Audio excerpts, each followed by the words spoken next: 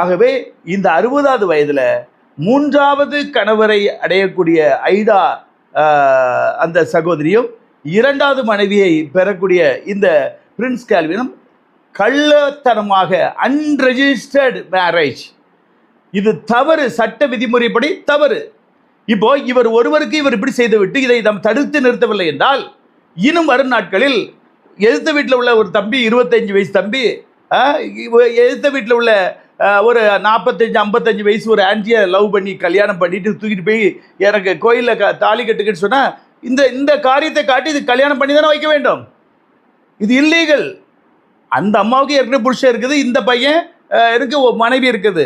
ஆனால் இவர்கள் கள்ளக்காதலில் எனக்கு கோயிலில் கல்யாணம் கட்டி வைங்கன்னு சொன்னால் எல்லா ஆயர்களும் கட்டி கொடுக்க போறீங்களா?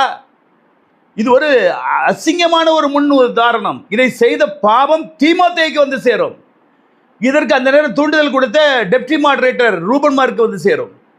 என் அன்பு தேவனுடைய பிள்ளை, நான் சும்மா கத்திக்கொண்டு இருக்கேன்னு நினைக்காங்க. இதெல்லாம் உள்ளத்தின் குமுறல்கள், எல்லாம் ஆதாரத்தோடு உங்களுக்கு சமர்ப்பிக்கிறேன்.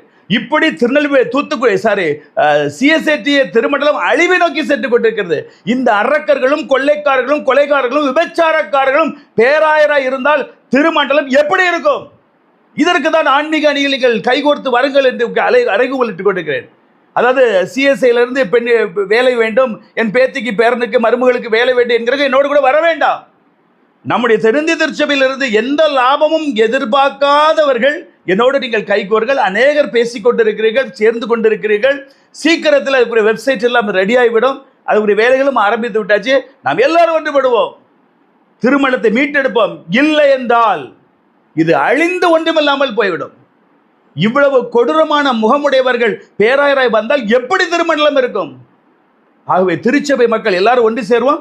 இந்த எச்சரிப்பை மீறி நம்ம ரூபன் மார்க் மாடரேட்டர் இவருக்கு பிஷப் கான்செக்ரேஷன் செய்தால், அதற்கு உறுதுணையாய் பெர்னாண்டோ சித்தராஜா உறுதுணையாய் இருந்தால் நிச்சயமாக பூகம்பமாய் எழும்பும்.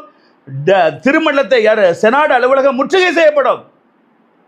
கான்செக்ரேஷன் பண்ண விட மாட்டோம். திருச்சபை மக்களை, ஈரோடு சேலம் திருச்சபை மக்கள், அனைத்து 25 திருமண மக்கள் ஒன்று சேருங்கள். இப்படிப்பட்ட ஒரு கள்ள திருமணம் செய்து வைத்தவருக்கு நீங்க கள்ளத்தனமாக ரூபாய் கொடுத்து 5000 ரூபாய், 10,000 ரூபாய், லட்சம் ரூபாய் எல்லாம் கொடுத்து தங்க பணம் காசுகளை கொடுத்து பின்வாசல் வழியாக வந்து இவர் பேராயராக உட்கார்ந்தால் அந்த ஈரோடு சேலம் திருமணத்துக்கு ஐயோ தான் சொல்ல முடியும். ஆகவே தயவு செய்து இதை மனதில் வைத்து நம்ம ரூபன் மார்க் ஐயா அவர்களுக்கு கேட்டுக்கொள்கிறேன். இதை நீங்கள் ஏற்றுக்கொண்டு உடனடியாக அதை தடை செய்யுங்கள். அதே போல பெர்னாண்டோ